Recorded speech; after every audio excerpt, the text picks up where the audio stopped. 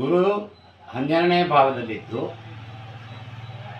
ಕೆಲಸ ಕಾರ್ಯದಲ್ಲಿ ಆತಂಕ, ನಿಧಾನ ಮಂದಗತಿ, ಆರೋಗ್ಯದಲ್ಲಿ ಕಿರಿಕಿರಿ ಮತ್ತು ಅನೇಕ ಬದಲಾವಣೆ ಉಂಟಾಗುತ್ತದೆ.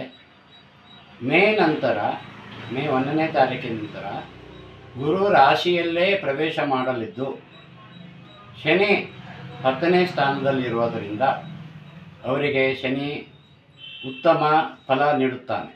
ಆದರೆ ಗುರು ರಾಶಿಯಲ್ಲಿ ಬಂದಾಗ ಸ್ಥಾನಭ್ರಷ್ಟಂ ಅಂತ ಸಂಸ್ಕೃತ ಜ್ಯೋತಿಷ್ಯ ಶ್ಲೋಕ ಇದೆ. ಸ್ಥಾನವನ್ನು ಬದಲಾವಣೆ ಮಾಡ್ತಾನೆ, ಉದ್ಯೋಗದಲ್ಲಿ ಬದಲಾವಣೆ ಮಾಡ್ತಾನೆ. ಅದಕ್ಕೆ ಈ ವೃಷಭ ರಾಶಿಯವರು ರೋಹಿಣಿ ನಕ್ಷತ್ರ, ವಿಶೇಷವಾಗಿ ರೋಹಿಣಿ ನಕ್ಷತ್ರ ಕೃಷ್ಣನ ನಕ್ಷತ್ರ, ಕಲೆ, ಸಂಗೀತಗಾರರು, ನಾಟ್ಯ, ಹಣಕಾಸಿನ ವ್ಯವಹಾರ ಮಾಡುವವರು, ಫೈನಾನ್ಸರು, ಇದಕ್ಕೆ ಈ ರಾಶಿಯವರಿಗೆ ಇದು ಅತ್ಯಂತ ಶುಭ ರಾಶಿ.